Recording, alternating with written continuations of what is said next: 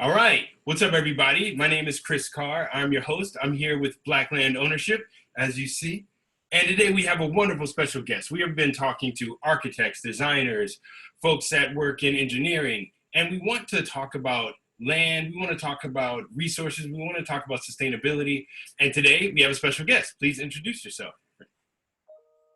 Hello, I'm Moses West. I'm the owner of AWG Contracting and the Moses West Foundation. Okay, can you let people know what it is you do with your contracting firm and then what the foundation does? Okay, well, with my contracting company, what I do is I take orders from the United States military or the federal government, and I build water generators for them to use. I have generators in operation with the United States Marine Corps and the United States Army in different agencies. Wow. And yeah. And then with the foundation. Oh, with the foundation, what I was doing with that was with the equipment that I have, that I had in testing and developing the technology. I use the foundation to get that surplus equipment or build new equipment and take it on missions to deploy to show people how it worked, and also to use the technology to help people, to save lives. And that's what my mission was. I've always said, is to save a life. And sorry, go ahead, continue. Yeah, so we've deployed to in Hurricane Maria. We deployed to Vieques, Puerto Rico, and we ran a big 5,000 liter unit on solar power using a Tesla battery and solar array. That's net zero, first time it's ever been done. And we deployed one to Flint, Michigan. We supplied the 4th ward, the neighborhood, with all the drinking water they needed. Okay, so I don't think people understand the magnitude of the scope of what you're talking about here. Like I've looked you up, I read up on you a bit before doing this interview, but can you give folks a little bit about your background and then how that led you to the water and the systems that you've actually developed and deployed? Sure. Well, I'm a retired Army officer. I was I was commissioned to the United States Infantry. I went to Ranger School. I'm a pilot. I'm a combat pilot. I fly AH-1 Cobras, OH-58s, CH-47s. I'm a commercial pilot, and I'm a test pilot in 2 aircraft. I spent 3 years in kind of special operations with the United States military. I was in the 2nd Armored Division, 4th and 7th Cav, 101st Airborne Division, 180th Aviation Company, 2nd Infantry Division. I did a lot in a very short time frame. And so I learned the skills of absolute death and destruction in the United States military, but all the time before that, I was a hippie. I was just this natural kind of person. I love the outdoors, and the military was the way to advance my economic life here in the United States. But I learned quite a bit. I learned how to be very determined and driven, how to function when I think I can't go anymore, and that's what Rangers do. When you think you got nothing left, if you can roll your eyeballs, you can still walk. And so I transferred that over into absolute destruction. I turned that over into absolute empathy for other people. If I can be on one end of the spectrum, I can take that energy and focus on the other side. And there's a currency there of giving that is very valuable to me. So with this technology, I fully understand that we're in climate change right now. We're in it. We've passed that starting point. And so right now, the currency of the future is water and food. Water and food. And these 2 things are very easy to come by. When we were 100 years ago, when your grandparents, 200 years ago, 150 years ago, your great-grandparents, they grew all the food they needed around their house. Right. But they had fresh water in the ground, they had good dirt and sunlight. And so what I've done is I've taken technology that's been made over the past several hundred years using solar power, waters in the atmosphere, and hydroponics. You could do the same thing you did 100 years ago, but using technology today to do it. Like before, what do we have? We had we had Morse code. Right. Morse code. Now we got a cell phone. Okay. So before we had a plow, now we have a tractor. There you go. So before we had a well, and then we had drills where we drilled down to get water. But we have three sources of water: a liquid, a solid, and a gas. All the water you ever need is in the atmosphere. And I've proven it time and time again. Me by myself, I've made over 1 million. I stopped counting 5 years ago at 1 million gallons. That was 5 years ago.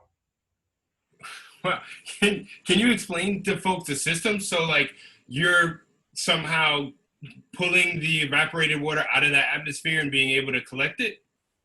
Oh, this is easy. How many people you know drink beer? You sit out in the summertime, you got beer on a table, beer bottles sitting on the table, everybody's sitting around, the band's playing. Some people have Long Island iced tea and all that ice in that glass. Yeah. Margaritas. You look at a margarita in the summertime down in New Orleans, what's the glass doing? It's just sweating. That beer bottle is sweating. But you look at the buildings, when you come into a building, the air conditioner's on. What's happening? The windows are just sweating water. Well, that's moisture that's in the atmosphere. And the glass or the ice cubes in the glass have reached the temperature close to the dew point where it pulls moisture out of the air. So basically, just think of my machine as 1 million beer bottles inside of it, all sweating moisture. Wow. And maintaining that mechanically over a surface area. It's more complicated than that, but you get a surface area to the right temperature, you pull air over it. You filter the air before it comes in, you pull it over that surface area. When it hits that surface area, it just starts to rain. Wow. And you're pulling the air through. And the larger the surface area, the more water I can make. And are you an engineer, or how did this just come to you? Oh, this is really country boy stuff. This is what we do. This is the foundation of who we are as a people. I mean, this is it. We think of things of how to advance the humankind. We've always done it. You know, people a lot of times don't give us credit for what we do, but we do quite a few things. And this is just the thought process that I have individually to save us in the future. Because what I'm doing right now, this is like I'm working right now probably with a World War II fighter with a P-51 Mustang.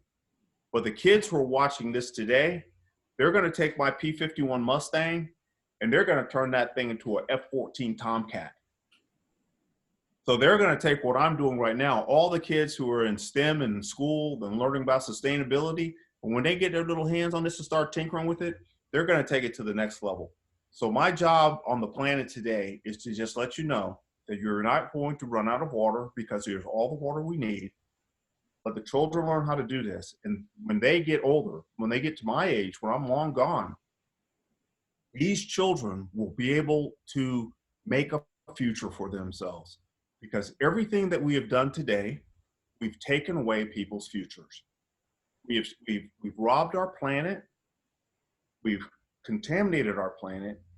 So people of my group, my age group, we should be thinking of things to give to those coming up, the building blocks for sustainability in the future, because that's the direction we have to go, or we will not survive as a species. Wow. I mean, why isn't your technology being implemented everywhere? I mean, if this is available and if it's known, and is there a scalability issue? Are people not aware of it? What's, you know? What I've done is when you go and you look at this, the last military units I built, you can see them on my Facebook page. You can see them on Instagram. You can see them out there. You can see them on LinkedIn. These military units. That is as small as I can go. What I've designed into this equipment, I mean, this equipment wants to be the size of a stadium. I'm outside of the box. So the only thing that limits this technology and us having it right now and today is the greed of individuals. You cannot get past the greed factor. As soon as you let people know that you can make water out of the air cheaper than you can pull it out of the ground, the first thing that they do is it's almost like if you got like a little I can't use that analogy. It's like an animal that wants to eat too much. Even though he's full, wants to eat more. And that's how our society is today. You can have the best idea in the world. The first thing people want to do is they want to try to steal it from you. So I have the best lawyers that I could ever hope to have in the world to protect myself, and some of the greatest engineers that I could ever work with. But the thing that I have to do is I have to protect this technology so that it just doesn't go somewhere and just die. Right. And so I'm always advocating for it. And we see it in business every day. And to go out and do this type of work that I do, those machines are heavy. And I drive my trucks, I drive my forklifts, and the guy sitting up there in the penny loafers in the suit, he may like the idea, he may want to steal it, but he can't go out there and drive a forklift. Right. He doesn't even know what a socket wrench is. This is work. This is real work with your hands. Right. I mean, in the sense of businesses possibly stifling work like this, what does it encroach upon? You keep in mind, I went to school for history. I'm a sociologist. I studied medieval history. I then made art for 10 or 15 years. And so in stepping into Black land ownership, I'm learning so much about engineering, architecture, land rights, water rights, mineral rights, things that I've never had any attachment to. And so I don't even understand some of the business practices in the fields that are contiguous or that kind of work together. So when I hear you have this water system, I'm just thinking benefit to humanity. I don't see what that threatens.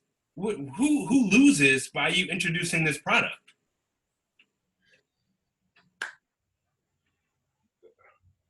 You're tied right now, you're tied to a grid. You have to pay an electric bill every month. Right. You're tied to a water main, you have to do that. You have to pay the water bill every month. Okay. You're tied to a grocery store that you have to go and you have to shop for groceries. All of these things now, a community can do within the community. There's enough sunshine. Just take my line from Austin, Texas, going down south to the border, and draw a latitude line across the United States from California all the way over to Virginia, that middle part of the country. Everything south of that sun is just blazing. The humidity's hot. You got the Gulf of Mexico. It's a big water generator. You've got the Atlantic Ocean. You've got the Pacific Ocean. And all that water generated and all that sunlight generated, that's enough to take you, a whole town, a whole city, completely off the grid. If you go off grid, that is a revolutionary idea. Revolutionary. Revolution? Revolutionary. You know, you're changing the status quo. That's not good. That shortens a person's life expectancy. Right. To change the status quo. So what we have here is we have a whole train of thought, a global train of thought right now to move away from fossil fuel, because we have to start cleaning this planet up. You've got 9 years. 9 years. I already say that tipping point. We've passed that tipping point. We need to go sustainable. And so this is why this is stifled. People can't trip over themselves fast enough to either take it over completely or stifle it. Now, in terms of when we're looking at environmental preservation, sustainability, and what's possible for the future, there are some folks around who feel like it's too late. Humans have ruined the planet. But we saw with the pandemic, in just 2 months of inactivity, nature started returning in areas where it hadn't been seen. You started noticing smog clear out, started noticing waterways in Venice clear up. So do you believe that with enough directed action, humans can at least partially correct some of the damage that's been done, or at least stop how quickly things are declining? Most definitely. Most definitely. We have gone through a phase of deforesting all of the world's rainforest. That's cutting out the lungs of the planet. We've dumped plastic into the sea. We've contaminated the entire ocean. If you can go down to the bottom. It's called Challenger Deep. It's the Marianas Trench. You can find plastic at the bottom of the Marianas Trench. That is it's just incredible. I lived in Australia for 11 years. Traveled all over the world, lived in New Zealand for a bit. And what we've got now is we can correct this by going sustainable. This is one of those things where you say, during World War II, this is an analogy I like. During World War II, we were sitting here, our country was completely broke. Pearl Harbor was bombed. Unemployment rate was through the roof. We were just at the very ends of the Great Depression. There were millions of people out of work. The entire country mobilized the entire country, East Coast to West Coast, North to South.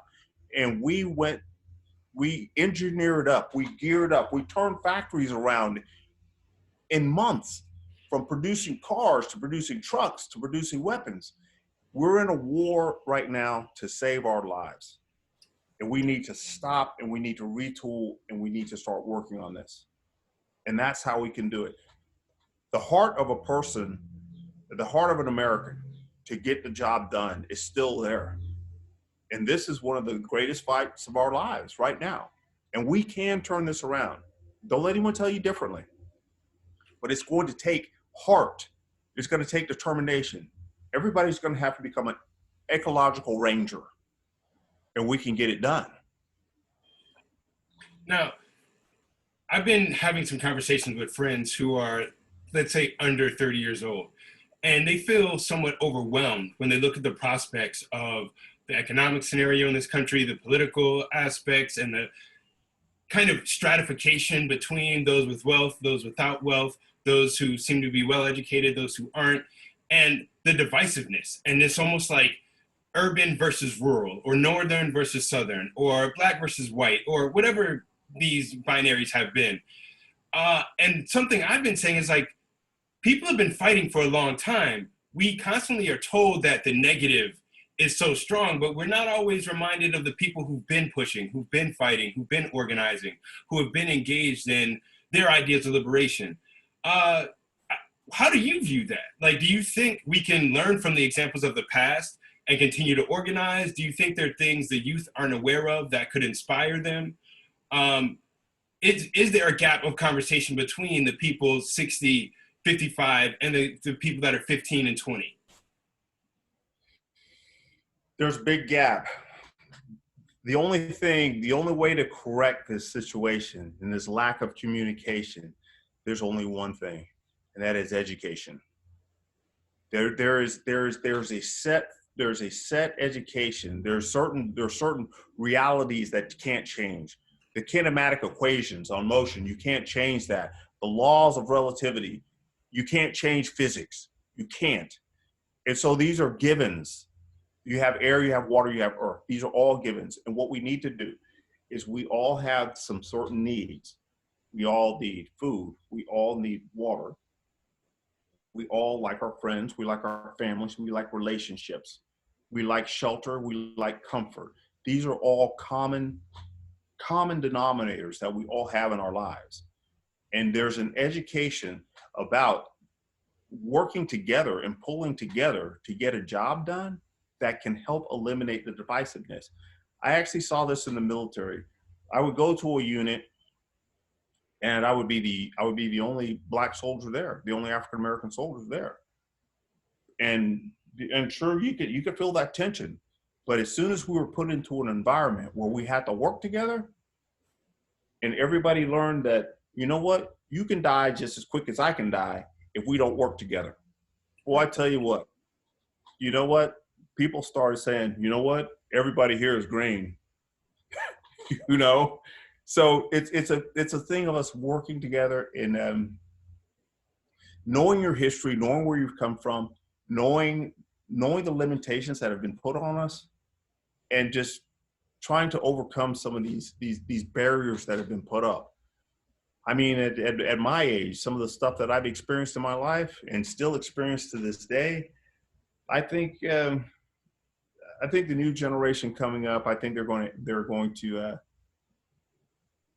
they can see what we've done wrong, and they're going to do things right. But the people I'm at the tail end of the baby boomers, so people like myself, the knowledge that I have got to share it with y'all. Right. And that's what I do freely. And other people need to do the same thing. Right. Now, in terms of the water systems and during COVID and the pandemic, what can people do in order to help? I don't know if you're raising funds. I don't know if you're looking for partnerships. What can people do if they'd like to get involved or would like to be more active? Well, one, right now I got to get as many machines as possible for my Moses West Foundation. I need donations. I need donations to build machines. It's late already. I told people 5 years ago, every town needs to have 5 of these machines. We have people down here right now that don't have drinking water. We have whole apartment complexes, whole counties, whole areas that you don't even hear anything about. There's no water and there's no food. And so that's what I need right now, as much as I can get in donations so I can start building these machines as fast as possible, because we still have hurricane season coming up. You're talking one machine can supply 500 people with drinking water. That sits in a neighborhood. And then another one sits downtown, and another one sits in this county. That's all we need to do right now, and then we start to build from there. So that's my immediate need. The need that I have for y'all is, you said that people in your age group, they're worried about the future, worried about how they're going to make money, how they're going to make an income, right? Yeah. You know, water's a commodity, right? They made it a commodity. I remember in my early economics class, it was like, well, supply demand, water's everywhere. How do you profit from it? Well, when the water's all poisoned, you can sell clean water. There you go. So here you go. When you have the capability to produce water off of sunlight and then grow hydroponic fruits and vegetables, the value of the hydroponic fruits and vegetables and the fresh water is a currency.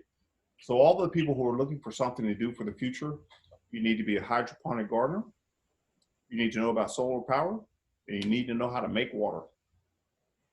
Those are your billionaires of the future. So you guys are young and bright. Hey, all you got to do is just get onto this, what I'm telling you. You're not running out of water, and you're not going to run out of power, and you're not going to run out of food. And you get it all directly from sunlight with this technology. Wow. I mean, I work at a high school. I need to bring you in to speak to some of these young folks. Like, seriously, because one of the things we've been talking about is the human brain as an analogy-based problem-solving computational device.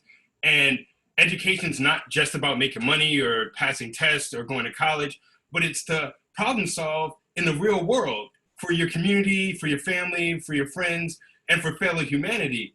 And to try to pick things that matter. I mean, it's cool to make apps and code, but not everyone's supposed to sit in front of a computer all day. It's cool to push for certain, I think, ideas around liberal studies and knowing history and philosophy, but some people want to use their hands. Some people want to be outside. And there's not much in our current system, especially in Brooklyn, that pushes for that. And so we've been trying to find programs and inventors and engineers and people who are doing non-traditional things, but that are actually kind of traditional and taking us back to what we have been doing, and cycling that information. And so I really appreciate what you're working on, and anything we can do to help. You know, I'd love to bring you in, speak to the young folks, and be able to continue to spread the word. Because I also think they get a kick out of your life experience. Like, I have a friend whose dad was in the Air Force, like back, 30 years ago. He was saying, like, he was the only Black pilot. They brought in a second one. And for years, it was the two of them. They knew that. And then he, when he got out, got into business and went a totally different direction. But the mind state and the mentality, like the never give up mentality, is something I really appreciate you espousing. And I come from a separate world of like art. I was never in danger. Like not really, you know, it's like people at shows might fight, but I wasn't in danger. But the mentality of the artists I was around was always never give up, never let people crush your spirit, never let people stop you if you have a dream. And so it's great to hear you in a much different capacity express that emotion. Yes, I'll tell you what, the worst thing that you could tell me is that you can't. Right. You can't do that. And I'm like, hold my beer. I don't drink, but yeah, I say, yeah, watch me. So yeah, but you can do, everybody says now you can't do what you want to do. You can't do anything anymore. They say we're limited. You know, you're not. What you have to do is you have to persevere. There's a couple of words that don't exist. It's like, I can't. I can't. It's not in my lexicon. Right. I can't. There's no such thing as a problem. There's only opportunities. There's no problem. It's only an opportunity to exceed and excel.